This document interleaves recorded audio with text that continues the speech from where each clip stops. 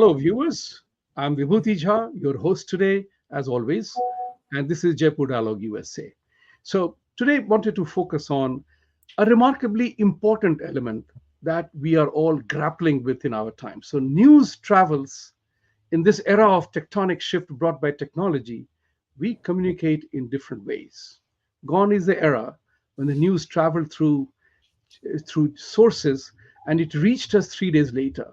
Today, we access news, we get news, we are all editors, we are all newsmakers, we are all influencers in our own way using the social media. We get to know the truth. So, right now, as we know, globe is the whole world is impacted by events happening in various places. So we decided, some of us in India and here, we decided that we have to create our own narrative. We have to create the truthful narrative. And to that end, all these gentlemen who are guests today is a beginning of a conversation with you in which we are going to talk about redefining geopolitics and redefining geopolitics in terms of puncturing the lies, glamorized lies, and puncturing the truth that is peddled to us continuously. Just to give you an example, this morning, President of France, Mr. Macron, put out a tweet that the Gaza war must be stopped right now for all the human tragedies. And that's correct. All wars must stop. And to that end, I tweeted to Mr. Macron, what about the war in Ukraine? Because you are twisting two things. You are asking Ukraine to fight and win against Russia, which they will not.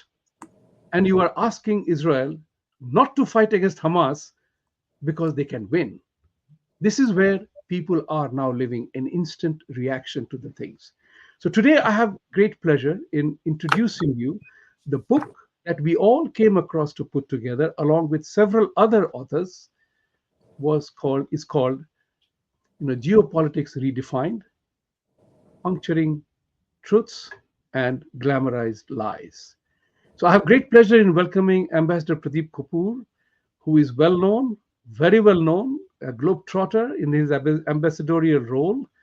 And, he's always there on Indian television, articulating the points of view that is happening around the world. And I have another pleasure welcoming Mr. Ankush Bhandari, a geopolitical analyst. We are together on Council of Strategic Affairs, where we talk about strategic issues the way it needs to be done. And I have great pleasure in welcoming Dr. Joseph Jalil, who is a co-author with Ambassador Kapoor in the chapter on G20 that is part of the book. So I would urge all of you to look up the book on Amazon. I just bought the Kindle version because that's the one which is available in the United States. And I looked up and I found that I was in a really good company of real intellectuals. So, Ambassador Kapoor, you have Mhm. talked about G20 and and how the G20 played out, how it must play out, with a specific reference to health issues, which is the global concern. Whether you call it COVID, call it this, or call it that. So I would want you to shoot off and tell us where have you succeeded in puncturing the truth and glamorizing the glamorized lies? Thank you very much, Vibhuti ji. It's a great pleasure to be on your show again. And I'm thankful to you and your team for doing the good work that you're doing for the world. Thank you. We appreciate that very, very much. Uh, okay, so G20, India, and the global health scenarios of the future is what we have discussed in detail. It talks about geopolitics, it talks about geopolitics redefined, it talks about how we are headed towards a future which has a lot of challenges. So, what I would like to talk about here is where are we today? Where were we earlier? Where are we headed? And where should we be headed? And how do we get there? Because that is very important. Because as an observer of the global geopolitical scene, when I sit back and pause and introspect and reflect, I feel a tremendous deterioration in the global scene. I feel that there is a lot of stress on all the institutions, countries, organizations, regions, all the sectors, economy and healthcare, and everything that you can think of, going from bad to worse. The bright clouds on the horizon are also there to balance it out to some extent. But the current situation, if we analyze in terms of the European situation of Ukraine-Russia war, which has been going on for a long time, the Israel-Palestine war, now Bangladesh, the regime has been toppled over. Myanmar is under very serious crisis situation of the country being broken up into many different countries. So, what are these forces which are working so strongly to destabilize the world? Because when we did the G20 in India last year, the situation to a great extent was far better. And India was also in a much better situation. The elections had not been held. The government of Prime Minister Modi was doing very well, and they were moving ahead. We had a lot of factors which were favorable to a very strong advance in India in various sectors. So the G20 was a great success in showcasing India's potential and how India could contribute in a very positive way to the world. Thereafter, things have happened in our neighborhood also and all over the world, which have made the situation worsen. Now, India is the primary driver of the global economy today. That's a fact. Now, India has also got demographics which are in its favor. We have a very young population compared to the aging populations of a large number of countries. So, India can be a very useful contributor to bringing back some semblance of normalcy to the world. What are the challenges? The challenges are, firstly, terrorism is on the rise in most parts of the world, led unfortunately by Islamic Jihad and political Islam. So they are the biggest threat to the world today. The next big challenge is China. China is not a positive contributor to the world in the sense that if you just look at it internally and externally, the difficulties, the complications, the fights it has with its neighbors, the difficulties it creates for all its neighbors in terms of laying claims on their territories and bullying them and trying to corner the natural resources of the world, and also to suppress people's fundamental rights, human rights in Hong Kong, in Tibet, in Xinjiang. So internally and externally, it's a country which is going to be soon past its prime. It had been aiming to become the world hegemon. I think that is already history, because the economic challenges it faces within itself and the complications that it has created on so many fronts for itself will never give it the ability now to rise to become accepted by the world as the next hegemon after the US.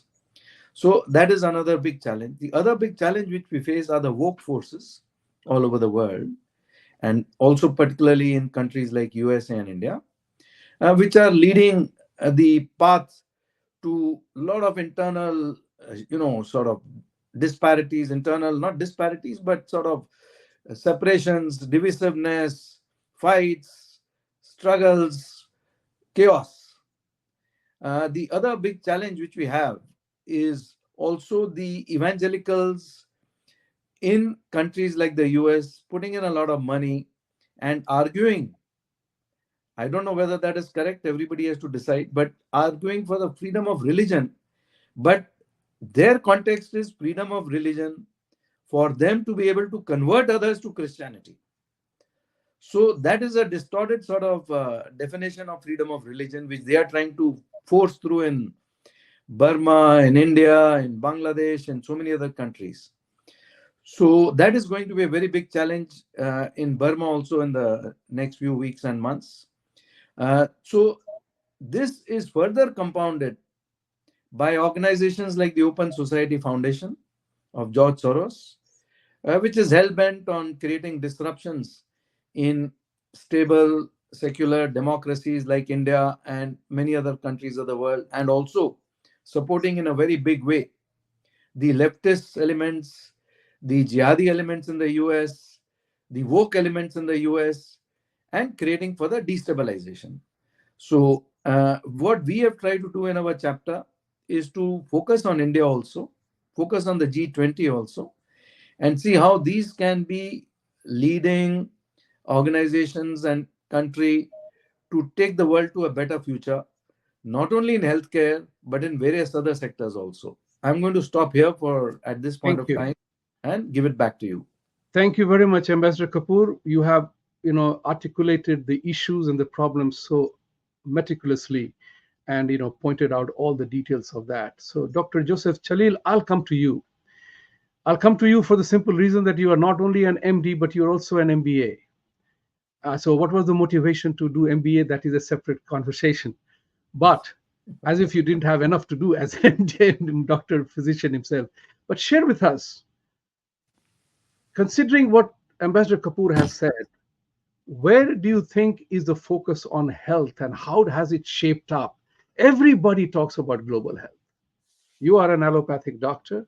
The wellness is Ayurvedic element, and there is several work going on with reference to integration of Ayurveda and allopathic, one as a tools of wellness, the other as a tool of pain management. Now, where do you think you were inspired to comment, and what was your recommendation and identification of the problem? So thank you for having me, Mr. Jha, and thank you all for inviting me to this discussion.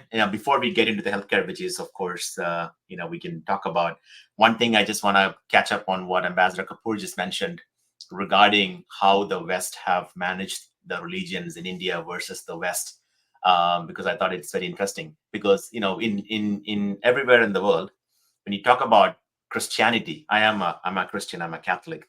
They call Christian theology. Theo means God and the science of God. When they talk about Hindu, it is not Hindu, theology. It is Hindu mythology. So, and if everybody fell for it, So when it becomes when British were calling Indian Hindu priest and Hindu gods as myths, while they call their own gods as Theo, as real gods. And why we're still using that word, I don't understand. So maybe that might be the first step in correcting it. It is not Hindu mythology, it's not myths, it is Hindu theology. And maybe that could be the first step. But coming back to healthcare, doesn't matter what religion you follow, doesn't matter what color of your skin you are, doesn't matter what race, whether you're women, you're men, you are transgender, it doesn't matter. Your health is the same. A doctor see you as same. So that, I think, it levels the playing field for the entire world. So just because, as you mentioned before we came on the show, that just because you are an African American doesn't mean you're gonna get a stronger, migraine or a stronger heart attack versus you are Indian, or whether you are a Chinese national, or you are Caucasian. So it doesn't matter. So, and the two things which is coming, or two, I would say, um, potential disasters coming together in healthcare, is number one, rest of the world or entire world is aging. So the average age of entire world is getting higher and higher. So we don't have enough children. So we're becoming older and older. We are living longer because maybe of advances of health, medicine, because we now have treatment for stuff. So we keep people longer. So we have, it's very very common to see 90-year-olds, 95-year-olds, even 100-year-old, 102-year-olds in America, who are coming to get their driver's license renewed, which in India may not be the case yet, but it's coming. And then we will see them trying to fight for the retirement benefits. They're trying to fight for the nursing home beds, which are scarce. Their income might be less because they're not working. So the world is aging. Number two is the physician population in the world is also aging. In the sense, the doctors, as you see in America, there is not many new doctors coming in as there were before, and we're not creating enough new doctors to match the need of the population. So there is a increased demand due to aging population, and there is a reduced supply due to less physicians being trained in comparison to the demand and the need of the population. So that is a very predictable disaster, which will happen in the next 10, 20 years. This is not just an American problem.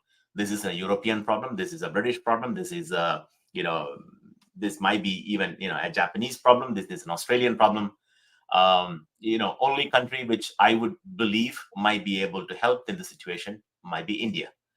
Two benefits. Number one, we still are a younger population. We still have, a growing population. We still have enough trained or ability to train population ready to supply the world with the help they need. So I wouldn't be surprised in the next, I would say, 5, 6, 7 years, even with all the technology, chat GPT, AI, everything coming in healthcare, nothing's going to replace a nurse. Nothing's going to replace a doctor. Of course, yeah, one doctor might end up seeing more than, five patients at the same time because of the technological advances. Maybe he can make decisions faster due to AI and everything else, or telemedicine. But it will not replace the doctor or the nurse or the mid-level provider or a pharmacist forever. So I would predict that in the next decade or so, you will see like how it was in IT sector when um, call centers were popping up in India. When you call 1-800 whatever Dell, or when you call Amazon help desk, or not Amazon, I would say maybe at that time, whether it is AT&T, or when you're talking about AOL help desk, the calls were routed to India first, and our people were sitting in a warehouse in somewhere in Bangalore or Hyderabad or Trivandrum, wherever, and answering calls, and and remote controlling their computers, and managing it.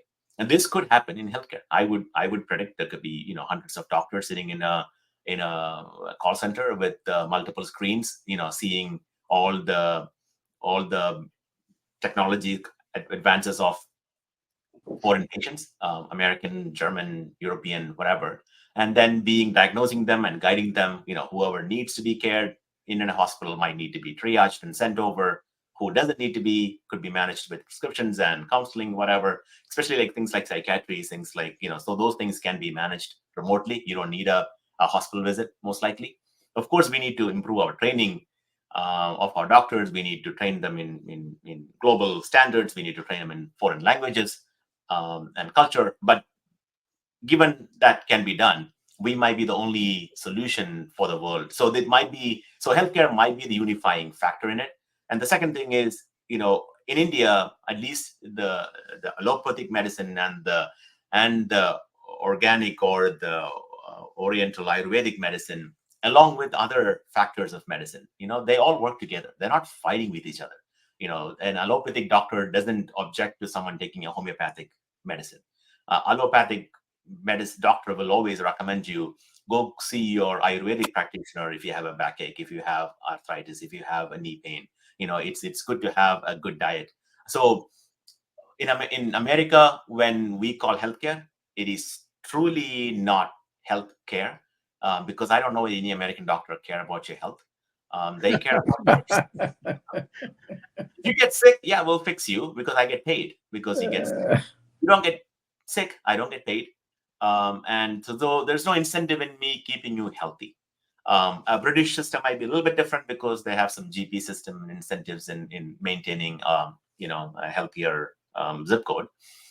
But in India, at least, when we talk about health, we talk about preventive health. We talk about Ayurvedic physicians, prescribing specific diets to people, asking them to come in once a year, to a specific period of time, while it's winter season or rainy season in south, to come in for treatments. And the purpose is just to regenerate, your mind, your spirit, your body, and to keep you healthy.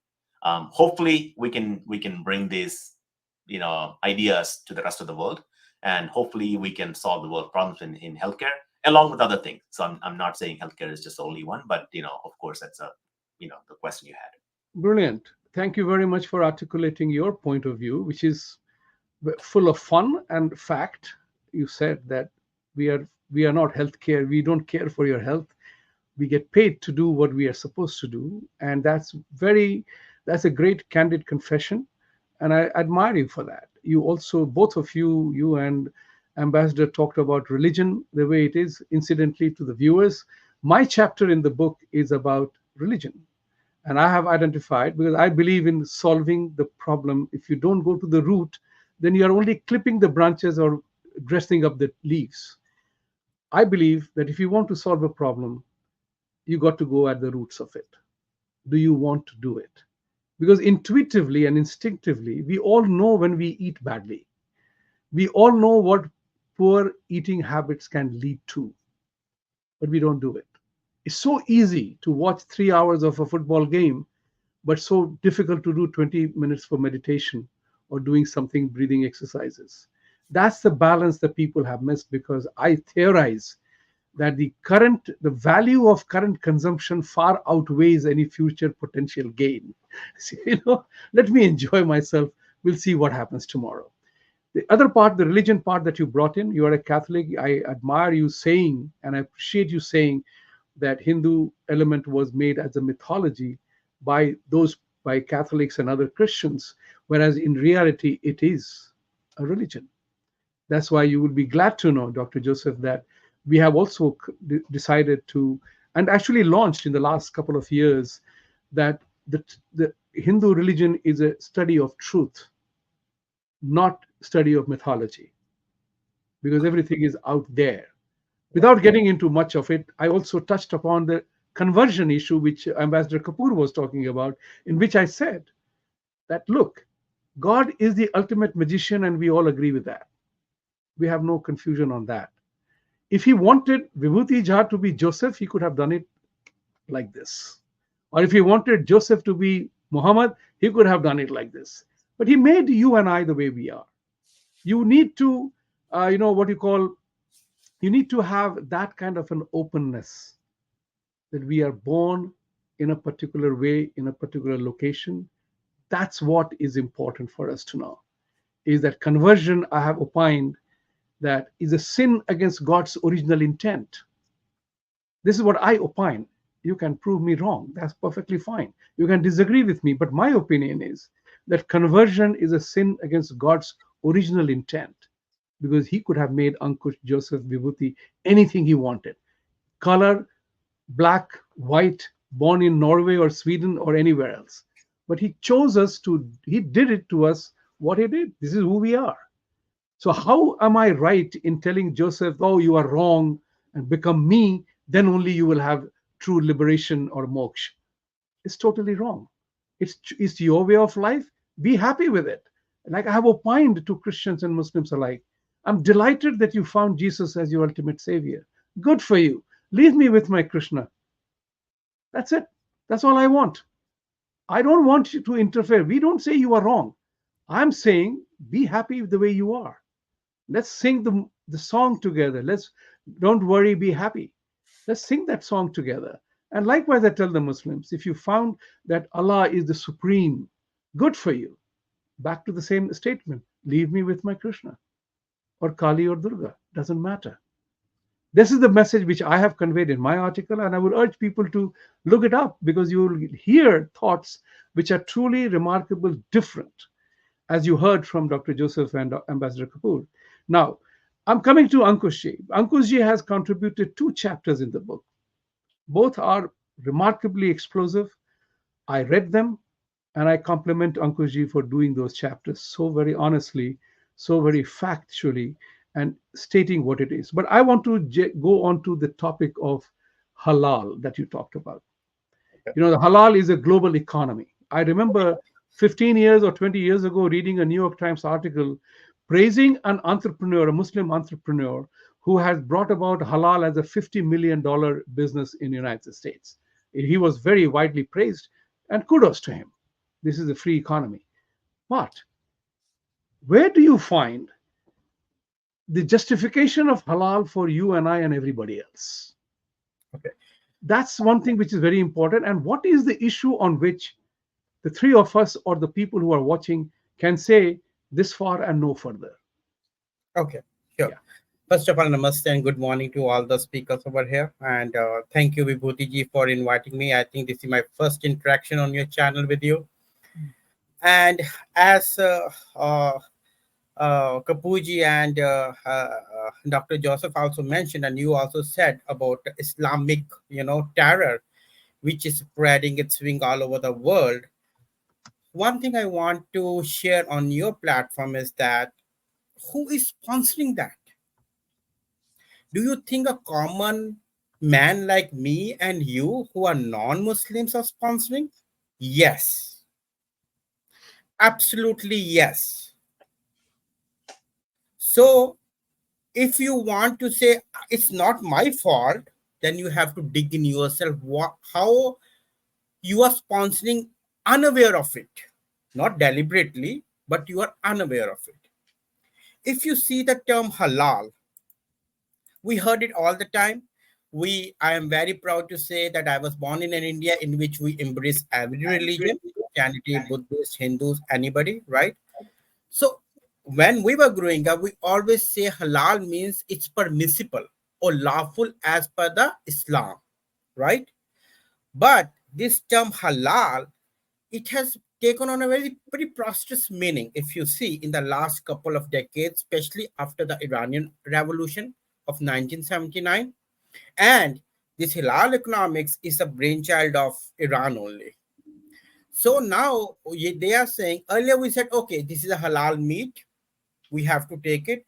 But now if you see in the last couple of years, halal has become a way of life, not only in India or Middle East or the 57 Muslim countries, but also all over the world.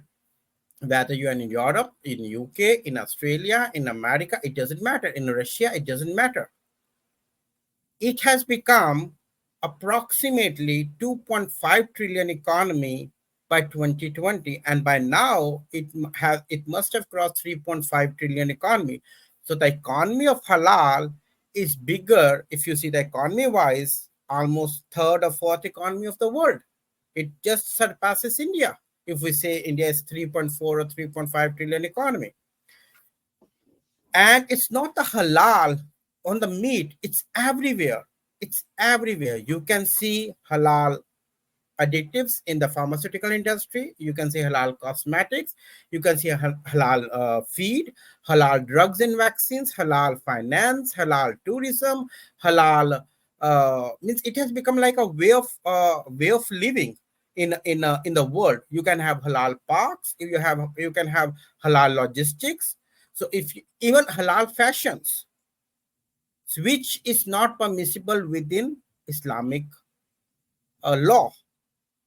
Even you have halal condoms, which is not permissible to use. Condoms are absolutely not permissible to be used in Islam. So if you see how much it has spread its ugly wings all over the world, and people are very unaware of it. And there's a complete process of it. It's not that, okay, I can take anything. You have to apply for it. You have to take a certification. Then you have to recertify it. You have to give a particular share. If you agree, okay, if I sell my product for $1, if they say you have to give us 20 cents, I have to agree. Otherwise, I will not get the certification, the license to put that halal logo on my product. So if you see, this halal economics, like you mentioned, or I think Apuji mentioned about the spread of war may spread to the Middle East whole. Who is sponsoring Hamas or other terror groups? Where the money is coming? We have a lot of sanction. America and the European Union has put a lot of sanction on Iran. Where the money is coming? Can anybody put a question on that? How they are feeding the terrorists? This halal economics, this halal $3 trillion are feeding the terrorists. I am not saying the all $3 trillion, but a good chunk of it. And this is not what I am saying. It has become the question all over the world, right from Australia till America. People and the agencies have raised the question of that why we are allowing halal to flourish in our supermarkets, in our retail markets. Man, they are cutting our own heads. Many countries, the latest one, if you have heard in India, the Uttar Pradesh CM, Yogi Adityanath ji, has taken strict action. He has said whatever the halal products are on the floors of the shops, you have to take it off. We have to put a strict measure so that it will not sponsor the bullets to the terrorist organizations, whether it's Hamas or it's the Pakistan sponsored terrorism. We should have to put strict measures on that. And if you see, people are always worried that, oh, this is halal, this is pure. No, this is not. There's a big divide on that. What is halal is not always pure, right? Because that's what the thing MP George Christian of Australia has raised that. He said, I want to ask you one question. You think that Australian-based halal certifier, they can sponsor to Al-Imad Foundation for charity work in Syria. Is that Al-Imad Foundation not a terror group? It's a terror group. Why don't you say that your religious tax, they call in Australia, oh, it's a religious tax. The religious tax, like our ancestor has faced a lot of these during the Mughal Empire, right? I don't want to go in that way. It's a different story to be discussed in another day. So they are saying that where these religious taxes going? That's what he asked in his parliament. And he brought up a bill that we should stop these religious or halal certified goods because this is inappropriate. The same I want to interject here with a thought and a question. You narrated the issue that halal funds terror activities, and it is part of the $3.5 trillion economy, halal economy itself. And you use the word way of life. Yes. Interestingly enough, it is Hinduism that is known as a way of life. So they borrowed our phrase to define their own work. Exactly. My question here is, everybody is free to eat what they want to eat. Absolutely. Right? Everybody eats what. That is the Islamic way to start it off with meat products, beef and everything else, right? It has now spread into rice, lentils, and what have you, everything else. Even tourism. Even tourism, halal tourism and everything else. So you refer to halal condom. And here is my question. Everybody is free to do what they want to do, eat anyway. Right. But when you begin to impose on others, that's the one. And I feel that the Western world, the free world, must question the validity of halal, not from the eating point of view, but the practice point of view. And my thought is, it is discriminatory. None of the four of us here can manufacture something and certify halal or non-halal because we are not Muslims. It is restricted that only Muslims can issue this certificate. And if Ambassador Kapoor or Dr. Joseph or Ankush or Vibhuti want to make an halal product, pharmaceutical or otherwise, we have to convert to Islam. Then only we will be allowed to do that. So this is a practice which is highly discriminatory in the free world. And I think that's the way to push the agenda or argue the agenda. Because you cannot, same way I have always said that Vaidyanath and Dabur and manufacturers in India, if they want to manufacture something halal certified, to export to 57 Islamic countries, go ahead, do it. But don't sell it to me. It's like once upon a time back then in India, perhaps Kapoor Saab would know, remember, there used to be export quality shirts for sale. Remember that, Kapoor Saab? Right, absolutely. Delhi के बाजार में आती थी वो shirts आती थी. And we used to say, wow, they were so good quality. Export quality is so good and local quality is so bad. So that's where I want to push, and I want to opine that unless and until we talk about the basis of halal is discriminatory, we will not win the battle, because they are pushing their agenda and they have a very concerted focus you and I that don't have. Right. That's the important part. The Christian world, the Hindu world, all the worlds will have to say, okay, I want to manufacture a halal haldi. Do I have to be a Muslim to give that certification? That's the question that you have to say. Unless and until in these courts of laws and democratic societies, we do not question the discriminatory nature of that practice, you will not win it. Otherwise, it will be part of the freedom argument. So, Right. Kapoor Saab, we have done a significant amount of conversation today. You dropped out twice, and I want to warn you. Third strike and out. so, so instruct your computer not to do something on you. So, Thanks Kapoor to the Saab, एक बात technology. बताइए, I want to definitely come to this topic of, you have been in the world of diplomacy and talking about contemporary scenario. And I take personally, and I think I have many supporters on this agenda, that Mr. Eric Garcetti, the ambassador to India, is continuously issuing veiled threats to Indian government and Indians. I will not be able to defend you if you do this. I will, these India's strategic options or neutrality are not necessarily not correct in tough times. Whereas he holds nationwide New York Times kind of a conference to gather anti-Hindu people to motivate them to write about Hindus, write against Hindus. But I tweeted to him today morning, what about hosting these same freedom seminars in Pakistan, Bangladesh, Afghanistan, and other places? That he won't do. Where is the duplicity? Hindi ka shabd hai, Hindi ka shabd hai. I hope Dr. Joseph knows this word, doglapan. That duplicitous behavior, how do we counter that? Why nobody is countering it? So you have a scenario, and this makes me angry today morning. Then Mr. The new caretaker, 84-year-old Nobel Peace Prize winner, political animal, issues threats to India. The lady who has just been out of jail, she is, whatever her name is, she says by giving shelter to Hasina, it will not be possible for us to have friendly relations. We know what Pakistan is doing to us. We know Nepal is, apathetic to Indian concerns.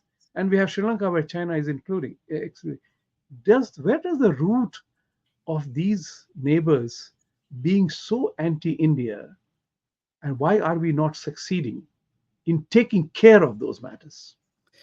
So, thank you very much. It's a very, very important question, which India has to understand and analyze. What you say, has a lot of depth to it, because if we start analyzing the Bangladesh situation, which you have mentioned and alluded to very carefully, you had a government which was doing fairly very well. The economy was doing well. The development was happening. The per capita income was increasing. And the happiness index wise also Bangladesh was doing well. And on various factors, it had also surpassed India in terms of per capita income and other areas. Now, to bring a country like that from a situation of stability and progress and development to total disruption, destabilization, divisiveness, and give terrorism a free rein, where the minorities, mostly the Hindus, besides the Buddhists and the Christians and the Sikhs and the others, are being lynched and killed and murdered and assassinated and persecuted, along with the Awami League followers. And how did it happen so fast? If you think back just a few months back, nobody could have envisioned such a scenario. The elections had been held, the government had come back with a very large majority, the opposition had boycotted the elections, America had tried to force forward its sort of agenda there. The State Department was trying to, have regime change there. So, how did they make it so successful in such a short time? They used some of the local issues which could be given a lot of support and make them explosive. The reservation issue was very important. He has continuous internet problem. He had told me in the morning that he has massive rains coming through because of this these groups. So just make sure that when he comes back, please bring him back up here. Dr. Joseph, I'll come to you on this matter regarding the healthcare part of it. Everybody is concerned about healthcare. You were very rightly observed, and that aging population in America, the biggest business today is healthcare for elderly, geriatric care and all that stuff is going on, whereas people do not need allopathic treatment there, they need wellness part of it. So do you think that the Western pharmaceutical industry will acknowledge and accept the Ayurvedic part, which is essentially wellness, very very powerful towards wellness part, as a threat to its money making games? Or will they say embrace it the way it has to be? Mr. John, unfortunately, I am not very confident that the lobbyist, when a business is making billions of dollars in profit a year, like the big pharmas have been, their likelihood of accepting a competition to change and reduce their cost, or reduce the profitability, even for the betterment of the population, we shouldn't be in false dreams. So they will resist. The laws of the US are made by, most likely typed by lobbyists, as you know. Whether it is in healthcare, it is done by pharma lobbyists, who are funded by the Pharma Association. Called, it's an association of pharmaceutical manufacturers in the US, in line with the American Hospital Association, which is the second powerful, or maybe more powerful lobby, maybe bigger than the pharma lobby, um, and the insurance lobbies. So most, as you know, most congressmen and senators do not write laws in India. Like laws in the US. Usually, the draft is written. They get to see it once it's all. Well, they don't see the they call it sausage making of how it is made and who is given what. And many times it comes in thousands of pages and nobody even reads it before they go in and approve it.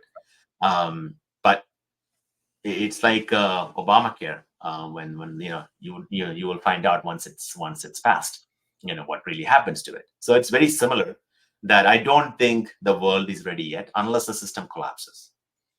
If the system collapses because of the lack of funding, and the waiting list goes up and there's unrest going up, then yes, it could happen. But I'm also worried that India would also need to get it act up, because we cannot focus on what's happening in the US, but what we can do is what India can be managed. Because again, the recent unrest, whether it is in Bangladesh, as you were just talking about, you believe if the unrest in Bangladesh was just organic and just happened all of a sudden because of some student leaders felt that we need to bring in a Nobel laureate as a leader, then you are really really really living in a false world. You can see that since I would say maybe 6 years ago, when Open Society started funding some of the associations in Bangladesh, they've been, in millions of dollars, which is public information. They knew they were, initially started, agitating and supporting the Rohingya Muslims in Bangladesh, then funding through the Bangladesh Liberation Society, and they were funding through the universities in Dhaka. And so this was in the works for the past, I would say, 6-7 years. And not to it's easy to have or to create havoc and unrest among youngsters which are not educated well. You can give them toolkits, we can give them some funding, and they don't have a future to look for, and to make them riot for a cause which looks fancy, looks very attractive to them. It could also happen in India. And healthcare is one thing which we also need to be worried about in this case, because 20-25 years ago, if I were to live in a village in India, and let's say my father passed away, or my grandfather passed away, due to from a heart attack, and let's say if there were proper healthcare in that area, we could have saved. But in India, we believe that that was the will of God.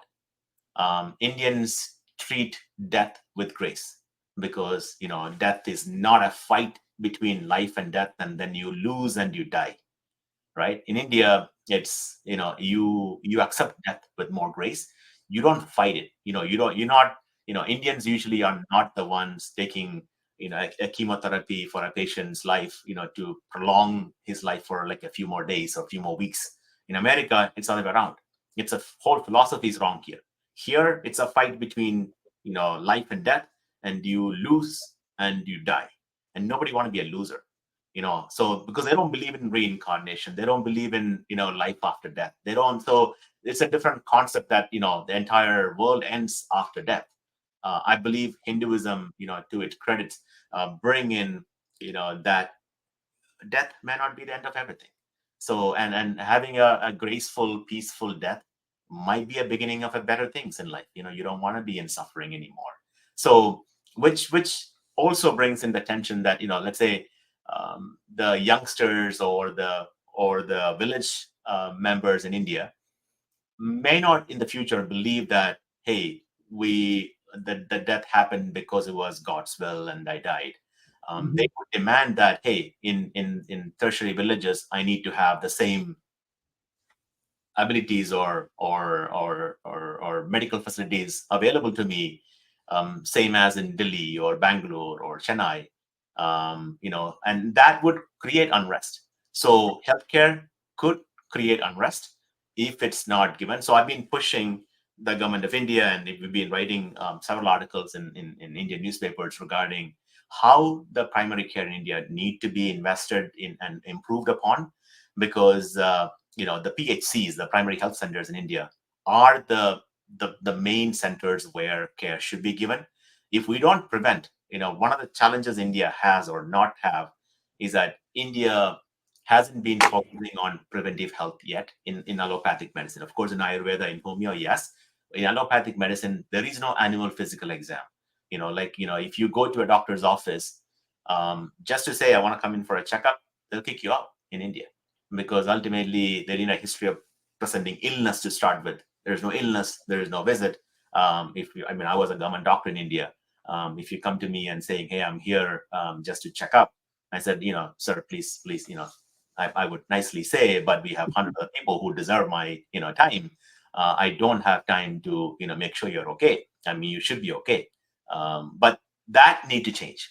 So we need to make sure that our Ayushman Bharat scheme, which is a great project by Prime Minister Modi, need to be expanded and not just cover hospitalization. It need to cover outpatient, preventing hospitalization. If you have a chronic disease, somebody with diabetes, somebody with hypertension, blood pressure, if they need management, we can prevent these hospitalization happening. So maybe even if it's a small amount of money need to be paid towards, but we can also mandate that these guys need to come in, do a routine doctor visit once a year, just to make sure that you qualify for the Ayushman Bharat scheme. So force people into coming in, even if virtually, doesn't have to be physical. At least get some labs done in the local government hospital. Get your blood pressure checked, get your blood sugar checked. So that way we don't identify patients when their diabetes is in the late stages, the A1C is over 8.5, where they have cancer, but the cancer is in 4th stage.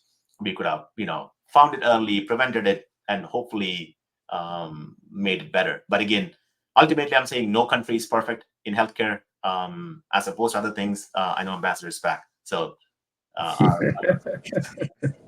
I violated my own rule of three times through the strike and out. So you're welcome back, Kapoor Sahab. We'll count that as one now. Now we have a little bit of a time left, and I wanted to focus on. I wanted to thank you, Dr.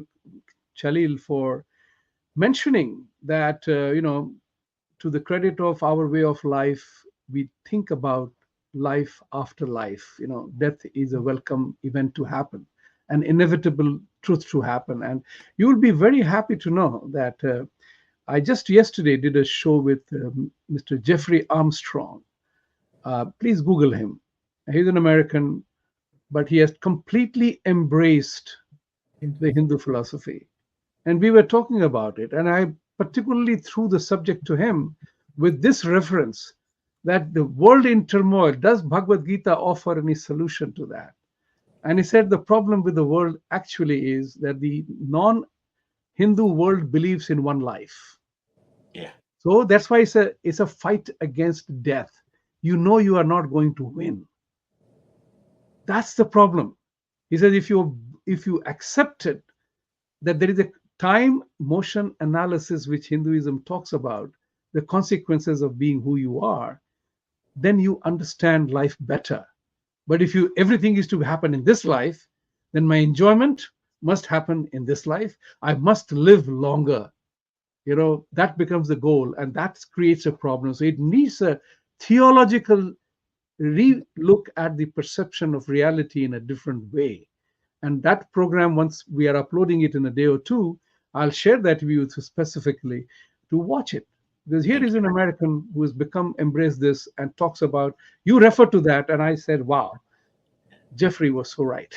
It's so right. One quick comeback at that, because Yes. there's also an economic reason for it. Because most Mhm. of the Medicare spend happens during the last year of a Yes. patient's life, and that too in the last 6 months, and that too in the last few days of the patient's life. So Right. we fight, so bad, put everybody on every machines possible, heart lung machines, life support machines, and intensive care units, just to keep a patient alive for 4 more hours. Is it really worth it? I And agree with you, and I have a personal experience in this regard. My mother suffered from brain tumor, and towards the end, in the Ruby Hospital in Pune, for example, that's where she was, and they were saying that we can do XYZ and whatever item. And I asked the cancer doctor there, I said, has the invitation for the grand ballroom arrived? And are we artificially delaying her departure? And he said, you said it very interestingly, and that's true. Whatever we do, we will not be able to save her life. In all honesty, let her go. And that's the decision which my brothers disagreed with me. They got angry with me that you don't want to spend money. I said, it's not about money, it's about her. So by stuffing something in her throat, or we are going to extend life by an hour, it's not money, it's her comfort. So we'll come back to that. Kapoor Sahab, is that you are back? We were talking about pharmaceutical industry, and I want Ankush ji to comment about that pharmaceutical lobby, which many of my doctor friends tell me that you have no idea how deep is the pharmaceutical industry writing the laws of this country and everything else. Ankush yes, ji, in the remaining few minutes, 2 minutes, tell yeah. us what was your key finding of the whole thing, and what do you want to the listeners be aware of? And then I will have a googly for all three of you.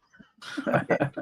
So you have given me 2 minutes. Yes, 2 minutes take is take three. Take three. okay. Okay. Right. Pharma industry today worldwide is 1.6 to 1.8 trillion dollars, and half of it is controlled by five big pharma, and these five big pharma is in America. Whoever comes, they try to acquire it or try to demantle it so that they cannot sell up anything in America. And as you mentioned, the lobby is very, very strong here, because if you see 50% of Americans always take one prescription drug in last 30 days, and they don't want that. the main point I want to tell you here is that IFPMA, International Federation of Pharmaceutical Manufacturers and Associations, they have increased, they have forced the lobbyists to make sure that the prescription drugs will increase from $149 to $353 in Medicare Part D of their law. And similarly, $147 to $218 in Medicaid. And the budget was passed. Same has happened with the generic drugs. They were cheaper than the branded, and which accounts for 90% of US prescription. I think Dr. Joseph agrees with me, but the amount has increased massively, even in the generic drugs too. Why they are doing it? They give only one reason. We are investing heavily in R&D and we need money. Whether it's Johnson Johnson, whether it's Pfizer, Johnson Johnson said we spent almost $15 billion in 2021. If you don't increase the price of the drug, we are not going to make any research. Pfizer also come with the same answer that we spent $14 billion in 2021. They lobby so fast and say lobby so hard because it's a revolving door, right? One time you are a CEO of the lobby company, another time you are sitting in the Congress or in the Senate. So they all do the same thing. They are all the uh, uh, in the same boat. They are all the people in the same boat, and they they control the world pharmaceuticals, because America spent almost 36% in pharmaceuticals, followed by China, which is far behind by 21%. That's my Mr. Mr. two, three Kapoor minute takes on again that. dropped off, so whether he will be able to join in or not, I do not know. But my question to both of you is only one: is that as a priority goes, like we all have, we know to do something, we got to start somewhere. So, Dr. Chalil, to fix this healthcare crisis the way it is, aging populations, growing diseases, and the challenge of labs where crazy things are being done, aid of what is that phrase, functional aid, of that COVID was talked about. How do we stop the human greed here? You are a doctor, Ankushji is a thinker, we are bankers, we fund money. What would you do if you were the advisor to the president, or you will not take that job? No, in fact, I have advised, I had the privilege to advise several presidential candidates and President Bush in this regard. In the past 20 years, I was an advisor to Senator John McCain in his campaign. And I'm currently working with one of the transition teams. Let's see how that works out. But I believe that capitalism, a true capitalism healthcare, will solve the issue. In the sense, capitalism needs two things. Number one, price transparency and competition. So in healthcare, especially in medical services, there's two aspects which you can show the examples. Number one would be in plastic surgery, where the prices have dramatically come down, no insurance coverage, but the providers are competing and the prices come down. Second thing is the LASIK eye surgeries. It used to be thousands of dollars per eye to correct your vision. Now it's $150 per eye, and the people who are doing it are very good at doing it. That's all they do, and their own insurance company is paying for it. But it is, it's working.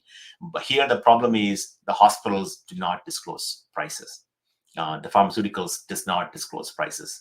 One of the prescription might be $4 at Walmart. You go to CVS, it's $99 for a 3-day supply. And of course, these guys are getting it for $2 from India in the first place. So by the time they charge you copay, they already made 60% profit just from the copay, even though insurance is not reimbursing a single penny. So the whole pricing is all messed up. I don't want to use a bad word. I would say bringing mandating price transparency will force the system into a tailspin and will make hospitals from competing with each other and thereby reducing price for everybody. And the second thing, as I would recommend, would be to create global standards in healthcare, in the sense training, medical services. A doctor from India should be trained enough that he can come in and take over,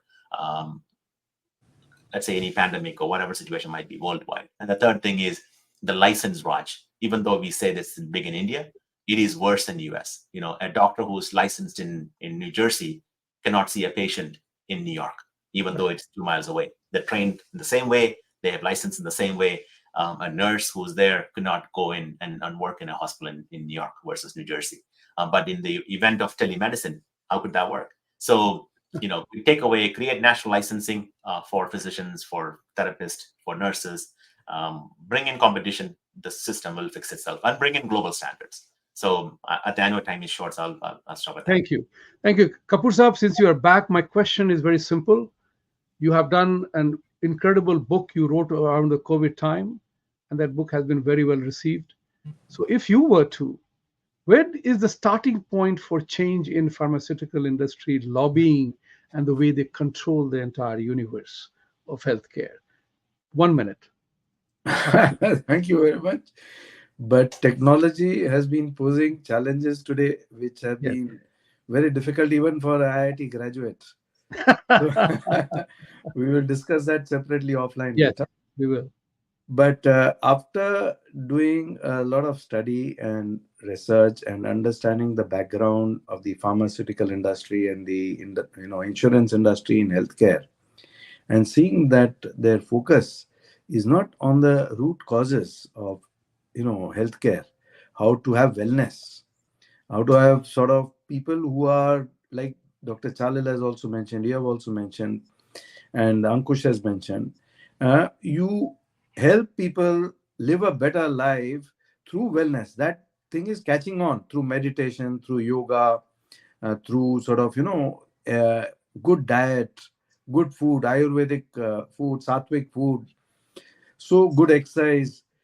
So that sort of focus has to become more and more, and that automatically will bring some control to the pharmaceutical industry, because still the world understands that the stress has to be decreased, the happiness has to be increased, and how that can be increased is through all these aspects of meditation, yoga, diet control, through sattvic food and exercise, and living a happy life. So otherwise the pharmaceutical industry will continue on its current trajectory of expansion of its footprint and creating havoc. It dropped out. He had mentioned to me that there is massive rain happening in his area, so no surprise there. Ankushji, you get the last word to close the same matter. You have Yeah. done extensive research in this matter. You have written a whole chapter in this book. Tell us, where is the starting point? What will be your starting point to Yeah. bring things in control?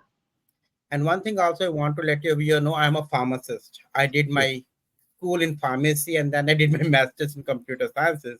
So from a pharmacist and IT perspective, I can tell you the best way is to use the latest and the greatest technology. By this I means the AI and the machine learning models.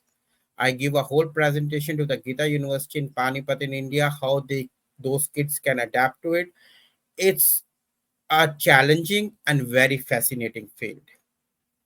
All the companies, especially the IT companies, are now working with the pharma industry to make it easier.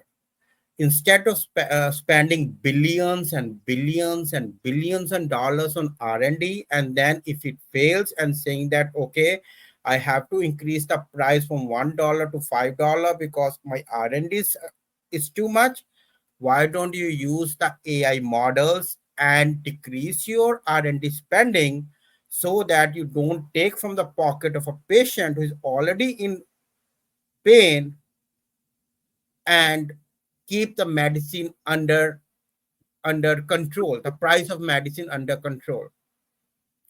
And I don't want to be political here, but if you see, President Trump has done that in 2019 on diabetic drugs. The syringe cost, I think, $42. He bring the price to $9. There are ways if there is a will. Okay, now you said it all. Where there is a will, there is a way. There is a definitely possibility, and we are all looking at a remarkably imperfect world. We missed Kapoor Saab on his closing statements. Thank you, viewers, for watching today. And I want to encourage you, go to Kindle, Amazon, and get this book, because you will have significant efforts visible, solutions provided, and direction given as to how to understand the truth and what you can do about it. I have said so in my chapter on religion as the root of all evil in all conflicts in the mankind here, in the humankind in the world today. It is a root of it. Everything is fine.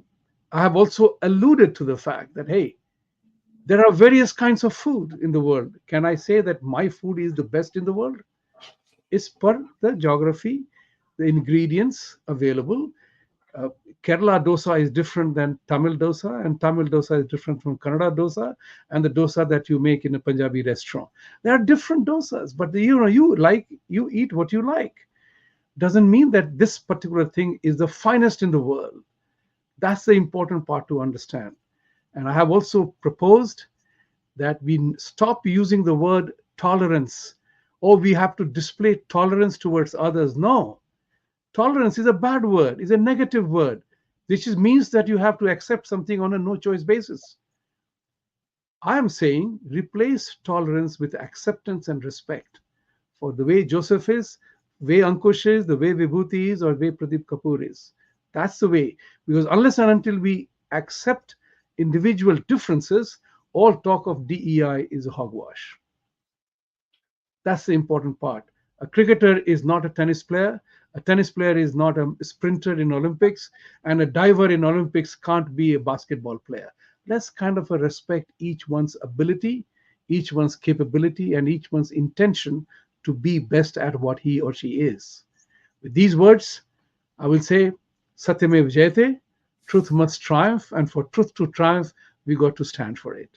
So thank you for watching. Give your Thank you. feedback. Please like, subscribe, and support our channel. Thank you, Dr. Joseph Chalil, Ankushji, and Mr. Pradeep Kapoor, whom we missed from time to time. Have a wonderful day.